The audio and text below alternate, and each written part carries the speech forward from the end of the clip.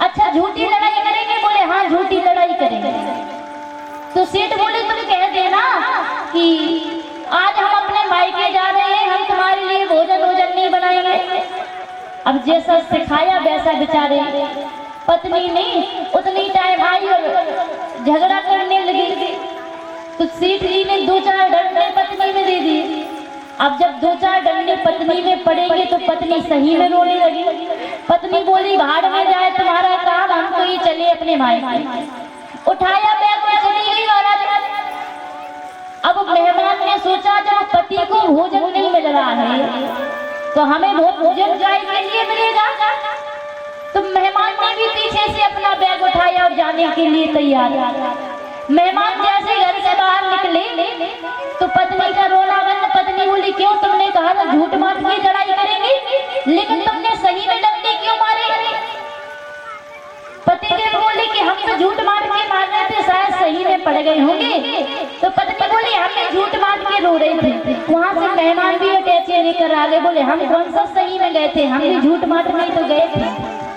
तो कहने का तात्पर्य है कि ऐसे मेहमान भी नहीं बनना है, क्योंकि सेठ तो कंजूस होते ही है।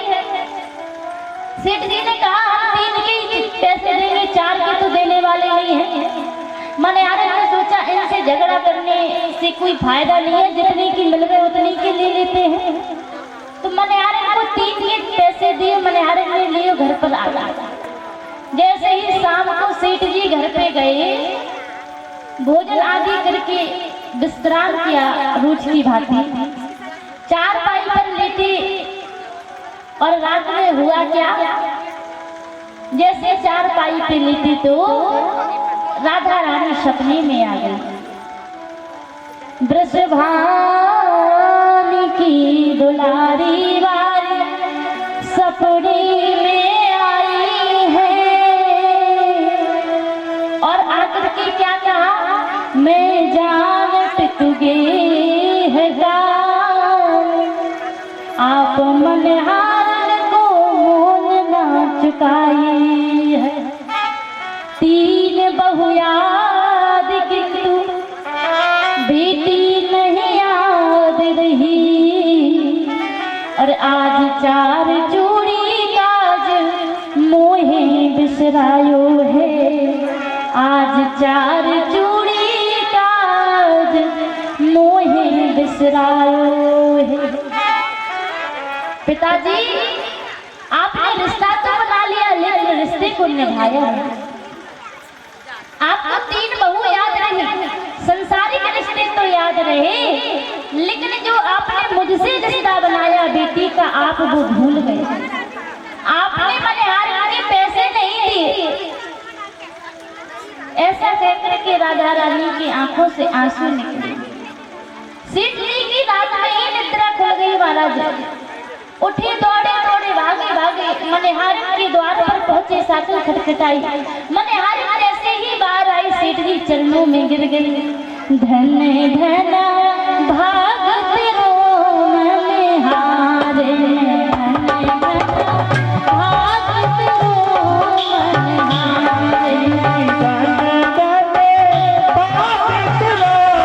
मनिहारे। भाग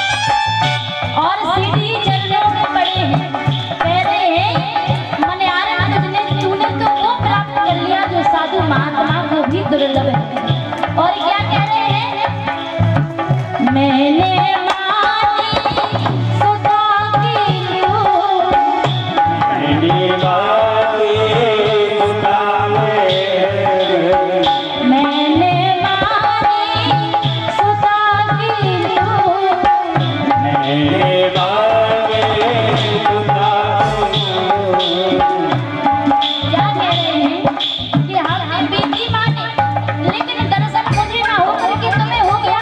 इतनी बड़ी बात है ये, चरणों में पड़े हैं, आंखों से अश्रु निकल रहे हैं। कह रहे हैं सेठ जी, मैंने